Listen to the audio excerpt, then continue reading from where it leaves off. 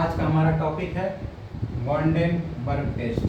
ठीक है, इसका इस्तेमाल जो होता है हम कंजुगेट अनकंजुगेट और दोनों प्रकार के बिलरूबिन को चेक करने के लिए किया जाता है।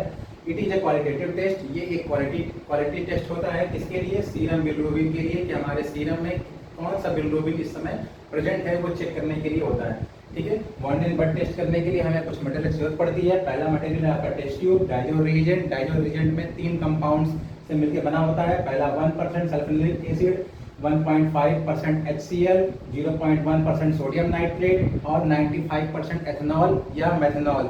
इसके लिए आपके इनडायरेक्ट रिएक्शन और बाइफेजिक रिएक्शन के लिए हम आपका एथेनॉल और मेथनॉल यूज करते हैं। और नेक्स्ट है सीरम सैंपल। ठीक है, नेक्स्ट हम बढ़ते हैं प्रोसीजर की तरफ। पहला क्या है? Direct reaction. ठीक है, ये 3 प्रकार से रिएक्शन चलता है। इसको चेक करने के लिए वांडेनबर्ग टेस्ट जो होता है वो 3 प्रकार से चलता है और वो सीरम बिलरूबिन को चेक करने के लिए होता है। तो पहला रिएक्शन हम देखते हैं डायरेक्ट रिएक्शन। डायरेक्ट रिएक्शन में हम क्या होता है, पहला क्या करते हैं, हम टेस्ट ट्यूब को लेबल करते हैं। ये टेस्ट ट्यूब है। टेस्ट ट्यूब को हम लेबल इसलिए कर देते हैं जिससे हमें पता लगता रहे कि हम कौन सा टेस्ट कर रहे हैं, कहीं गलती से कोई इधर उधर ना हो जाए, इसलिए हम इसको टेस्ट ट्यूब को लेबल कर देते हैं। लेबल करने के बाद हम इसमें 1 ml सीरम ऐड करते हैं। ठीक है, पेशेंट का। ठीक है, 1 ml हम सीरम इसमें क्या करते हैं, ऐड करते हैं।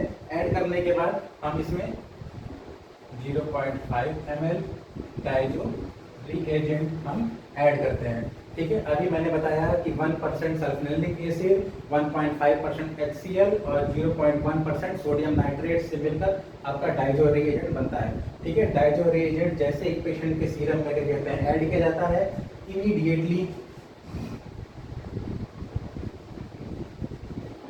इमीडिएट क्या होता है, कलर चेंजमेंट होता है।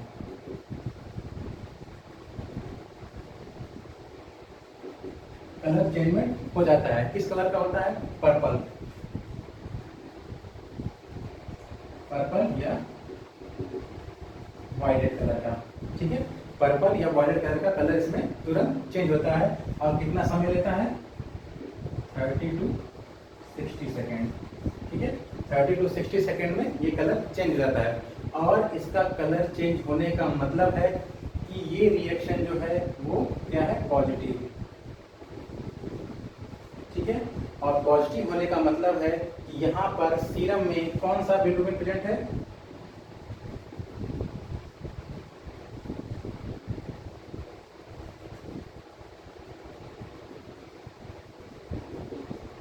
Conjugate bilirubin. ठीक है, कंजुगेट बिलरूबिन सीरम में तभी बढ़ता है जब ऑब्स्ट्रक्टिव जॉइंटिस होता है हमारे लीवर में। ठीक है, ये कैसे होता है ये देख लेते हैं।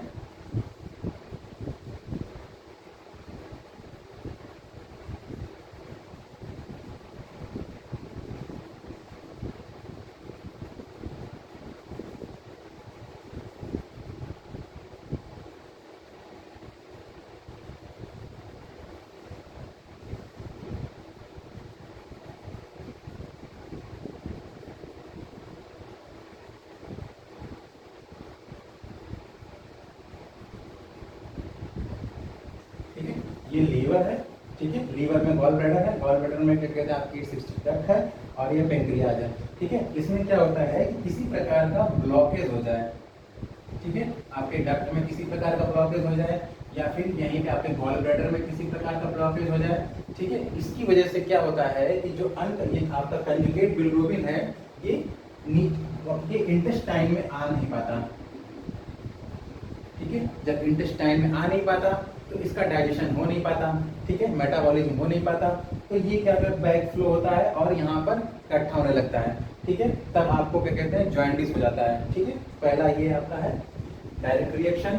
और डायरेक्ट रिएक्शन अगर पॉजिटिव है तो वो कंजुगेट बिलरूबिन को दर्शाता है आपके सीरम में। और ये क्या क्यों होता है, ये ऑब्स्ट्रक्टिव जॉइंटिस की वजह से ऐसा होता है। ठीक है,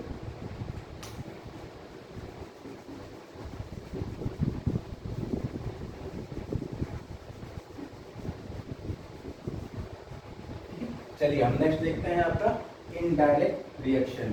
ठीक है, इनडायरेक्ट रिएक्शन जो है आपका सेकंड है। इसमें भी क्या करते हैं, हम टेस्ट ट्यूब को क्या कर लेते हैं, लेबल कर लेते हैं। ठीक है, लेबल करने के बाद हम फिर इसमें 1 ml सीरम ऐड करते हैं, किसका, पेशेंट का। ठीक है, जैसे ही पेशेंट का सीरम यहाँ ऐड कर लिया, फिर उसके बाद हम डाइटो रिएजेंट ऐड करते हैं। डाइटो रिएजेंट वही 0.5 ml डाइटो रिएजेंट जैसे ही क्या कहते हैं पेशेंट के सीरम में ऐड करते हैं, तो क्या होता है, किसी भी प्रकार का कलर क्या होता है, नो चेंजमेंट।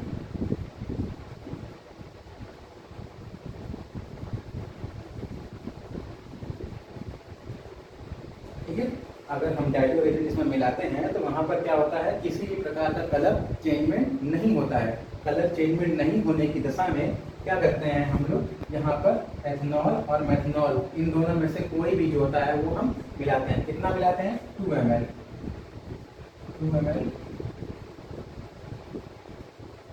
एथेनॉल क्या करते हैं हम, ऐड करते हैं। कितना, 95% वाला। ठीक है, ये अभी के दिखा रहा हूँ। ठीक है, 95% जो है 2% वाला 2 ml एथेनॉल जो होता है ऐड करते हैं। जैसे ही हम ऐड करते हैं तो यहाँ पर क्या होता है, 5 से 10 मिनट लगते हैं। ठीक है, इसको हम 5 से 10 मिनट तक छोड़ते हैं। उसके बाद क्या होता है, तुरंत ही क्या होता है, यहाँ पर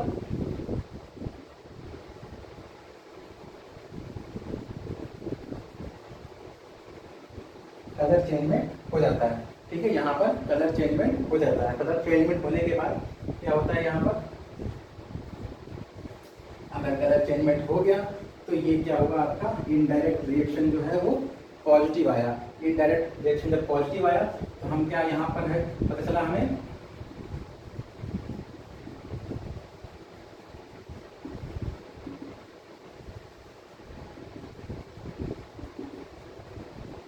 हमारे सीरम में इस समय अनकंजुगेट बिलिरुबिन की क्या है, मात्रा बढ़ रही है। ठीक है, अनकंजुगेट बिलिरुबिन हमारे बॉडी में तभी बढ़ता है जब क्या होता है, हीमोलाइटिक जॉइंटिस। क्यों होता है,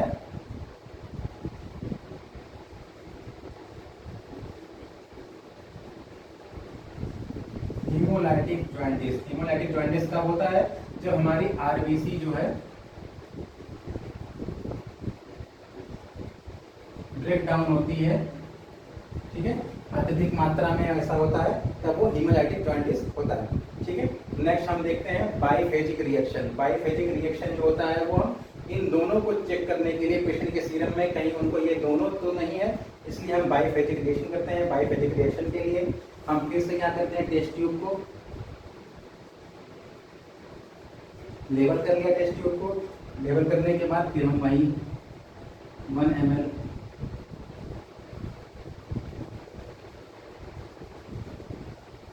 पेशेंट का सीरम ऐड किया। पेशेंट के सीरम को हम फिर डाइजो रिएजेंट में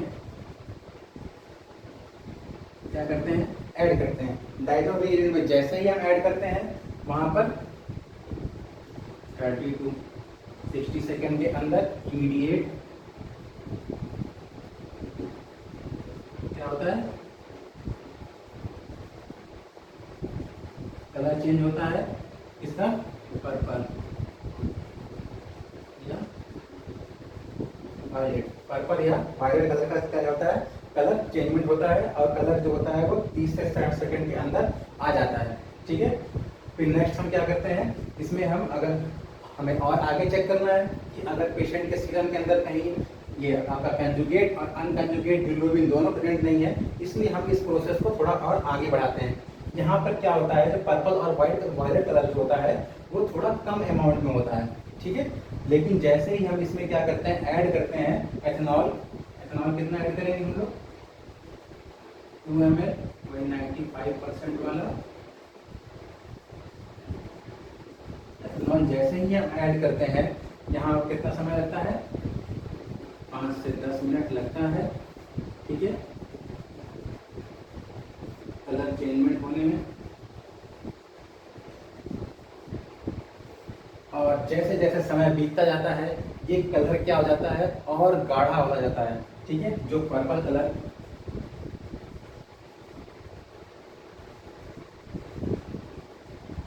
वाइट कलर आया था वो क्या हो जाता है, समय के साथ इंटेंसिफाई हो जाता है, मतलब और गाढ़ा होता जाता है। ठीक है, यही हमारा वंडनबर्ग टेस्ट था। ठीक है, अगर आपके बाइफेजिक रिएक्शन जो है वो पॉजिटिव आता है, यानी कि आपके पेशेंट के सीरम में यहाँ पे कंजुगेट और अनकंजुगेट दोनों बिलिरुबिन प्रेजेंट है, और दोनों बिलिरुबिन प्रेजेंट का मतलब है कि पेशेंट को या तो लीवर सिरोसिस होगा या तो हेपेटाइटिस।